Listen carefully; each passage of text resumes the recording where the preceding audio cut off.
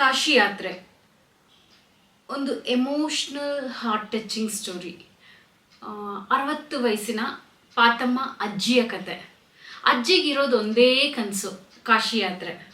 ಕನಸು ಎಲ್ರಿಗೂ ಇರುತ್ತೆ, ಆದರೆ ಆ ಡ್ರೀಮ್ಗೋಸ್ಕರ ಪ್ಯಾಷನೇಟ್ ಆಗಿರೋದಿದೆಯಲ್ಲ, ಅದಕ್ಕೋಸ್ಕರ ಬದುಕೋದಿದೆಯಲ್ಲ, ಅದಕ್ಕೋಸ್ಕರನೇ ಜೀವಿಸೋದಿದೆಯಲ್ಲ, ಅದು ಸ್ವಲ್ಪ ಬೇರೆನೆ. ಕತೆ ಶುರುವಾಗೋದು ಪಾತಮ್ಮ ಅಜ್ಜಿಯ ದಿನಚರಿಯಿಂದ. ಗಂಡ ಇಲ್ಲ, ಮಕ್ಕಳಿಲ್ಲ, ಒಬ್ಬಂಟಿ ಜೀವ ಅಜ್ಜಿ.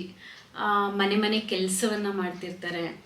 ಸೊ ಬೆಳ್ಳಂಬೆಳಗ್ಗೆ ಎದ್ದು ಅವ್ರ ಮನೆ ಕೆಲಸ ಎಲ್ಲ ಮುಗಿಸಿ, ಅಂದರೆ ಬೆಳ್ಳಂಬೆಳಗ್ಗೆ ಎದ್ದು ನದಿ ಸ್ನಾನ ಮಾಡಿ ತುಂಬ ಮಡಿ ಮೈಗೆಯಿಂದ ಇರೋವಂಥವ್ರವರು.